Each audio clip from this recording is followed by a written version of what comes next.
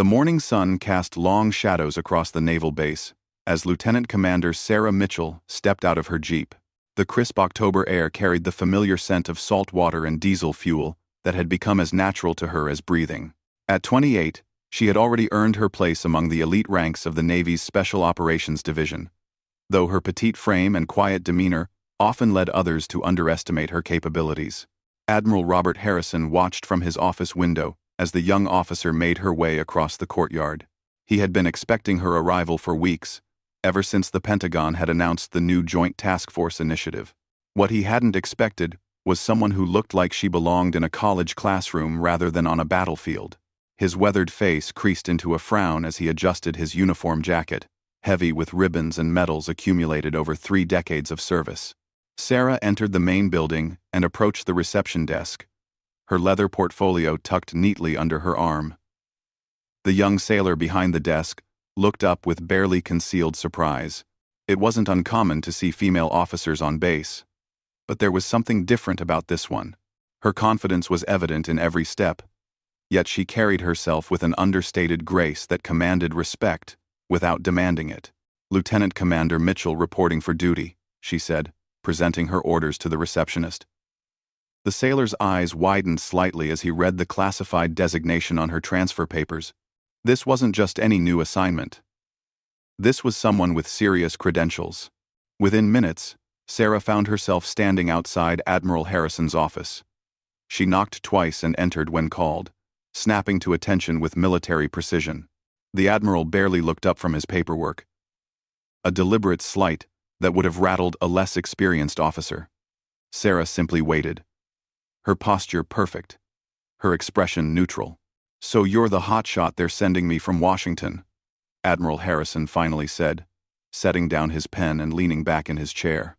His tone carried the weight of skepticism mixed with barely concealed irritation. "Tell me, Lieutenant Commander, what exactly makes you qualified to lead a specialized reconnaissance team in hostile territory?" Sarah's jaw tightened almost imperceptibly, but her voice remained steady. "Sir, my qualifications are outlined in my service record. I've completed 7 successful missions in Afghanistan and Iraq, with a specialty in long-range reconnaissance and target elimination." The Admiral's laugh was cold and dismissive. "Target elimination? What did you do?" "File paperwork that eliminated budget targets." He stood up and walked around his desk, his imposing 6-foot frame dwarfing her smaller stature. "This isn't a desk job, Lieutenant Commander. This is real warfare, where split-second decisions mean the difference between life and death for good soldiers." Sarah felt the familiar burn of injustice that she had experienced countless times throughout her career. It was the same look, the same tone, the same assumptions that had followed her from boot camp to officer training school. The assumption that because she was young and female, she must have earned her position through politics rather than merit. "With respect, sir, I understand the gravity of the mission," Sarah replied, her voice steady despite the Admiral's intimidation tactics. "I wouldn't be here if I wasn't capable of handling it." Admiral Harrison circled her like a predator sizing up prey. "Capable? You look like you could barely handle a water gun, let alone lead men into combat. Tell me, have you ever actually fired a weapon in anger? Have you ever had someone shooting back at you while you're trying to complete a mission?" The questions hit their mark, designed to expose what the Admiral believed was inevitable inexperience. He had seen too many Pentagon darlings come through his command, armed with degrees and theories but lacking the hard-earned wisdom that only came from real combat experience. In his mind, this young woman was just another example of the military's misguided attempts at political correctness. "Sir, I have extensive combat experience," Sarah said, but the Admiral cut her off with a wave of his hand. "Combat experience," he repeated mockingly. "Let me guess. You coordinated supply runs and maybe called in a few airstrikes from the safety of a forward operating base. That's not combat, Lieutenant Commander. That's tourism with a uniform." Sarah's hands clenched into fists at her sides, but she maintained her composure. She had dealt with men like Admiral Harrison before. Career officers who saw the world through the lens of their own experiences, and couldn't imagine that someone different from them could be equally capable. The irony wasn't lost on her that this man, who sat behind a desk for the majority of his recent career, was questioning her field experience. "I've been briefed on your background," the Admiral continued, returning to his chair and picking up her personnel file. "Graduated top of your class from Annapolis. Completed Ranger training. Some specialized sniper school. Impressive on paper. But paper doesn't bleed. Paper doesn't scream when it gets hit. Paper doesn't abandon the mission when things get ugly." He leaned forward, his eyes cold and calculating. "Here's what's going to happen, Lieutenant Commander. I'm going to assign you to desk duty while I evaluate whether you're actually ready for field operations.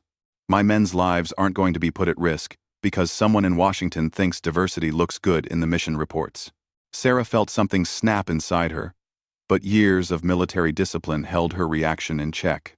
She had worked twice as hard as her male counterparts to earn every promotion, every commendation, every opportunity. She had bled and sweat and sacrificed just like everyone else, if not more.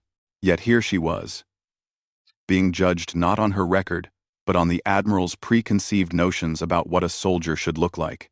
"Sir, I request the opportunity to prove my capabilities in a practical assessment," she said, her voice carrying a new edge that caught the Admiral's attention. Admiral Harrison's eyebrows rose slightly. There was something different in her tone now, something that suggested depths he hadn't anticipated. But his pride and prejudices ran too deep to acknowledge the possibility that he might be wrong about her. "A practical assessment?" he mused. "You mean like a shooting competition? Some kind of obstacle course?" "Lieutenant Commander, this isn't summer camp. Real missions don't have do-overs and participation trophies." "I'm aware of that, sir," Sarah replied. "But if you're going to question my qualifications based on assumptions rather than evidence, then perhaps we should establish some evidence." The Admiral studied her for a long moment. There was something in her eyes that he couldn't quite read. Not defiance exactly, but a quiet confidence that seemed unshakable, despite his best efforts to intimidate her. It was puzzling and, if he was honest with himself, slightly unsettling. "Very well," he said finally. "Tomorrow at 0600 hours, you'll report to the training range. We'll see how you handle yourself under pressure. But understand this. When you fail, and you will fail, there won't be any second chances. You'll be reassigned to a position more suited to your actual capabilities." Sarah nodded sharply. "Understood, sir. Will that be all?" "That's all, Lieutenant Commander." Dismissed. As Sarah turned to leave, the Admiral called out one final taunt. "Oh, and Lieutenant Commander? You might want to spend tonight practicing. The targets here shoot back, metaphorically speaking." Sarah paused at the door but didn't turn around. "Thank you for the advice, sir. I'll keep that in mind." As the door closed behind her, Admiral Harrison leaned back in his chair with a satisfied smile. He had handled the situation perfectly, in his estimation. By tomorrow evening, this pretender would be exposed for what she really was, and he could get back to running his command with real soldiers instead of political appointments. What the Admiral didn't know was that Sarah Mitchell carried with her a secret that would soon shatter every assumption he had made about her capabilities. Hidden beneath the crisp fabric of her uniform sleeve was a tattoo that told a story of precision, dedication, and lethality that few in the military could claim. It was a mark earned through blood and fire, witnessed by enemies who didn't live to tell about their encounter with the quiet young woman who had just left his office. The stage was set for a confrontation that would reveal not just Sarah's true capabilities, but also expose Admiral Harrison's own limitations as a leader. Tomorrow's test would prove to be far more revealing than either of them anticipated, and the consequences would ripple through the chain of command in ways that would forever change how both of them viewed the nature of strength and capability. As Sarah walked across the base toward her temporary quarters, she allowed herself a small smile. The Admiral had no idea what he had just challenged, and by the time he realized his mistake, it would be too late to take back his words. The next 24 hours would be very interesting indeed. The pre-dawn darkness clung to the naval base like a heavy blanket as Sarah Mitchell made her way to the training range. The October morning was crisp, with a light fog rolling in from the ocean that would make visibility challenging. Perfect conditions for what she had planned. She had spent the night not practicing, as Admiral Harrison had mockingly suggested, but in quiet meditation and equipment preparation. Her gear bag contained items that would soon surprise everyone present. Admiral Harrison arrived at the range 15 minutes after Sarah, accompanied by 3 of his senior staff members. He had deliberately chosen to make this a public demonstration, confident that witnessing her failure would reinforce his authority and judgment to his subordinates. Word had spread quietly through the base that something significant was happening at the range, and several off-duty personnel had found reasons to be in the area. "Good morning, Lieutenant Commander," Admiral Harrison said with barely concealed smugness. "I trust you slept well? Today's going to be quite educational for everyone involved." Sarah stood at attention, her gear bag at her feet. "Good morning, sir. I'm ready to proceed whenever you are." The range master, Gunnery Sergeant Rodriguez, approached with a clipboard and a puzzled expression. He had been briefed on the morning's activities but wasn't entirely sure what he was supposed to be evaluating. It wasn't standard protocol for an admiral to personally oversee a junior officer's weapons qualification, especially not with an audience. "What exactly are we testing today, sir?" Rodriguez asked, looking between Admiral Harrison and Sarah. "We're going to see if Lieutenant Commander Mitchell here can back up her impressive paperwork with actual performance," the Admiral replied loudly enough for the growing crowd of observers to hear. "Start her off with standard rifle qualification at 200 meters.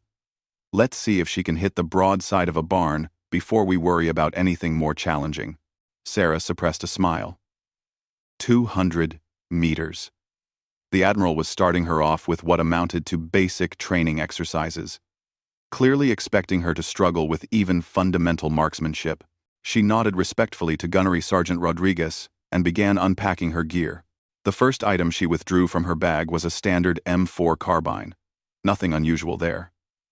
But as she continued unpacking, the observers began to take notice. Her movements were precise and practiced, with the smooth efficiency of someone who had performed these actions thousands of times.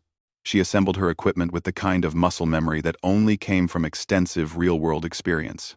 200-meter targets, standard qualification course," Rodriguez announced, handing Sarah a magazine of ammunition.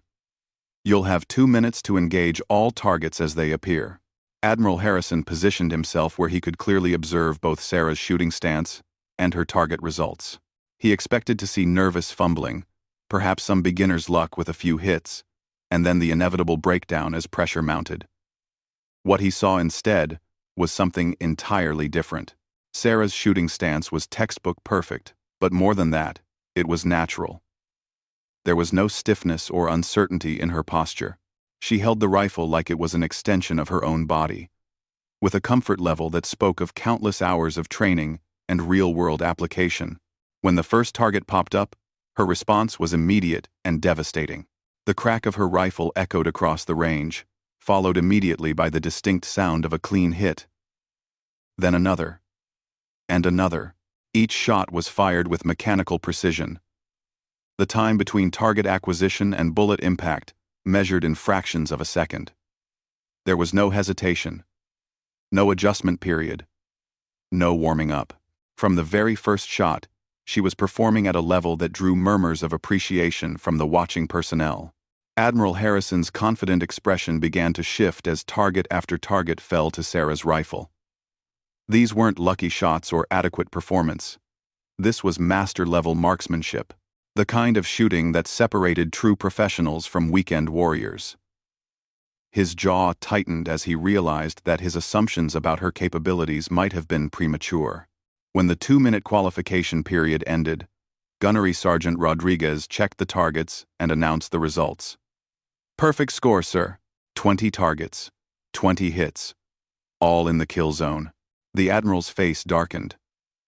A perfect score on the first try could still be explained away as beginner's luck or favorable conditions. He needed to push harder to expose what he still believed were her limitations. "Not bad for a warm-up," he said dismissively, though his tone carried less conviction than before. "Let's try something more challenging." Sergeant Rodriguez set up the stress course. moving targets, multiple positions, time pressure. Let's see how she handles real pressure. Sarah calmly reloaded her weapon and adjusted her gear.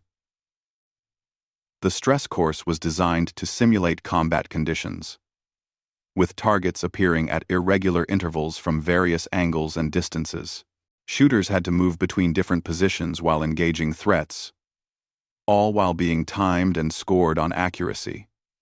It was the kind of test that separated combat veterans from base personnel. As the course began, Sarah moved with a fluidity that stunned the observers. She transitioned between standing, kneeling, and prone positions with practiced ease, engaging targets at ranges from 50 to 400 meters. Her shooting rhythm was hypnotic. Acquire, aim, fire, move. Acquire, aim, fire, move. But it was her movement between positions that truly caught Admiral Harrison's attention.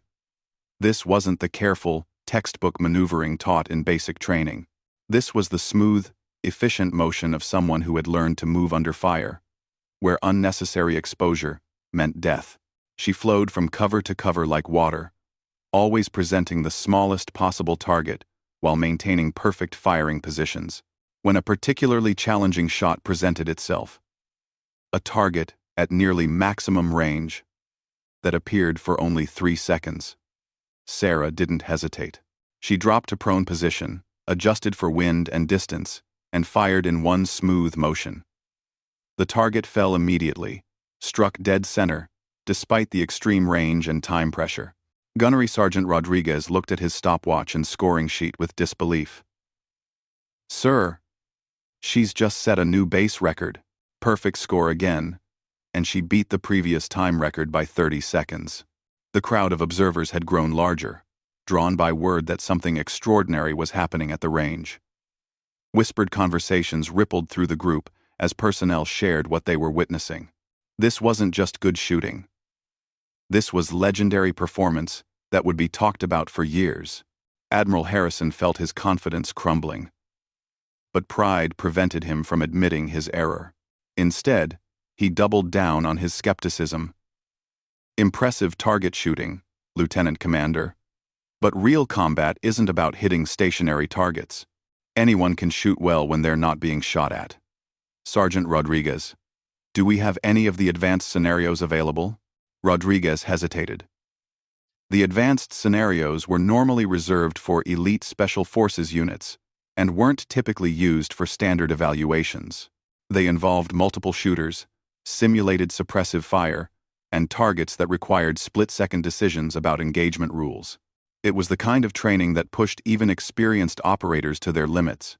"Sir, the advanced scenarios require special authorization and—" "I'll take full responsibility," Admiral Harrison interrupted. "Set it up." Sarah watched this exchange with growing interest. The Admiral was escalating far beyond what was necessary to evaluate her basic qualifications. This was becoming personal for him, and that meant he was about to learn something about himself that he might not like. As the advanced scenario was prepared, Sarah made a decision. She reached up and rolled back the sleeve of her uniform, exposing her forearm for the first time since arriving at the base. The movement was subtle, but several of the closer observers caught sight of what was revealed there. Etched into her skin in sharp, military-precise lines was a tattoo that made several people intake their breath sharply. It wasn't decorative or personal. It was professional. The image of a sniper's crosshairs overlaid with the distinctive emblem of the Army's elite sniper school, surrounded by small marks that veterans recognized immediately as confirmed kill tallies. But it was the number beneath the emblem that caused Gunnery Sergeant Rodriguez to step back in recognition. 67. 67 confirmed enemy kills, each one representing a successful long-range engagement in hostile territory. This wasn't just any sniper. This was someone who belonged to an extremely exclusive club of the military's most lethal marksmen. The advanced scenario began with simulated explosions, and the sound of incoming fire played through speakers around the range. Targets began appearing at various ranges and angles, some marked as hostile, others as civilians or friendly forces. The test required not just accuracy, but instant tactical decision-making under extreme stress. Sarah's response to the chaos was immediate and professional. She moved through the scenario like a ghost, engaging only valid targets, while carefully avoiding civilian markers. Her shooting was not just accurate but tactically sound, taking the most dangerous threats first and managing her ammunition with the efficiency of someone who had operated in environments where resupply was impossible. When she engaged a target at 800 meters, nearly half a mile away, with a rifle not designed for such extreme range shooting, even Admiral Harrison couldn't maintain his skepticism. The shot was impossible by any reasonable standard. Yet the target fell cleanly. This level of marksmanship existed in a realm occupied by perhaps a dozen shooters in the entire military. As the scenario concluded, Sarah lowered her weapon and turned to face Admiral Harrison. The range was completely silent, except for the distant sound of ocean waves. Every person present understood they had just witnessed something extraordinary. Something that would be remembered and retold for years to come. Admiral Harrison stared at the exposed tattoo on Sarah's arm, the pieces of a puzzle finally clicking into place. This wasn't some Pentagon desk jockey or diversity appointment. This was a legitimate operator. Someone whose reputation should have preceded her if he had bothered to look beyond his own prejudices. The silence stretched uncomfortably as the Admiral struggled with the realization that he had not just been wrong, but catastrophically wrong. His public humiliation of what he now understood was an elite warrior reflected poorly not just on his judgment, but on his fitness as a leader. The silence on the range stretched like a taut wire, broken only by the distant sound of seabirds and the gentle hum of base activity. Admiral Harrison stared at Sarah's exposed tattoo, his mind racing to process what he was seeing. The sniper emblem was unmistakable, but it was the kill count that made his breath catch in his throat. 67 confirmed kills wasn't just impressive, it was legendary. Gunnery Sergeant Rodriguez was the first to break the silence. "Ma'am," he said, his voice carrying a new tone of respect that was impossible to miss. "Is that from the Army's Special Operations Sniper Course?" Sarah nodded quietly, rolling her sleeve back down with practiced modesty. "Class of 2019. I spent 3 years with the 75th Ranger Regiment before transferring to Naval Special Operations." The words hit Admiral Harrison like a physical blow. The 75th Ranger Regiment wasn't just any military unit. It was one of the most elite fighting forces in the world. And Naval Special Operations meant she was currently assigned to missions that existed in the shadowy world of classified operations that even he, as an admiral, wasn't fully briefed on. "The 75th Rangers," Rodriguez repeated, and several of the watching personnel shifted uncomfortably. They all knew what that designation meant. These were the soldiers who were called when conventional forces weren't enough. When missions required a level of skill and dedication that existed at the very pinnacle of military capability. Admiral Harrison felt the ground shifting beneath his feet. Every assumption he had made about Sarah Mitchell was crumbling like a house built on sand. He had spent the morning trying to humiliate someone who had earned her place through blood and sacrifice in some of the most dangerous places on Earth. The irony was bitter. While he had been safely managing logistics and personnel from behind a desk, she had been hunting terrorists in the mountains of Afghanistan. "Lieutenant Commander," he said, his voice strained and formal. "Perhaps we should continue this conversation in my office." Sarah's expression remained neutral, but those close enough could see the steel in her eyes. "Of course, sir. Would you like me to secure my equipment first? Sergeant Rodriguez can handle that." Admiral Harrison replied quickly, eager to get away from the crowd of witnesses to his public humiliation. As they walked back toward the administrative building, he could feel the eyes of his personnel following them, along with the whispered conversations that would soon spread throughout the entire base. Once they reached the privacy of his office, Admiral Harrison closed the door and moved to the window, looking out at the base he commanded. The weight of his mistake pressed down on him like a physical burden. In 30 years of military service, he had never made an error of judgment this catastrophic or this public. "I owe you an apology, Lieutenant Commander," he said without turning around. "I made assumptions about your qualifications that were inappropriate. We, a not for min, a not for min. Sarah remained standing at attention, her expression unreadable. Permission to speak freely, sir? Admiral Harrison turned to face her, seeing her clearly for perhaps the first time since she had arrived. The confidence he had mistaken for arrogance was actually the quiet self-assurance of someone who had proven herself in the crucible of combat. The youth he had dismissed as inexperience was simply the efficiency of someone who had learned to achieve maximum results with minimum resources. Permission granted. Sir, with respect, your assumptions weren't just inappropriate. They were dangerous. If I had been the person you believed me to be, your decision to place me in a combat leadership role without proper evaluation could have cost lives. Good soldiers could have died because you chose to judge based on appearance rather than capability. The words were delivered with military precision, but they cut deep. Admiral Harrison recognized the truth in them, and more importantly, he recognized the professional courage it took to deliver such a critique to a superior officer. This wasn't insubordination. This was the honest feedback of a warrior to a leader who had failed in his fundamental duties. You're absolutely right, he admitted, moving to his desk and sitting down heavily. I let my preconceptions cloud my judgment. It's inexcusable for an officer at my level. Sarah's posture softened slightly, though she remained at attention. Sir, if I may ask, what made you so certain? I was unqualified. My service record was available for review.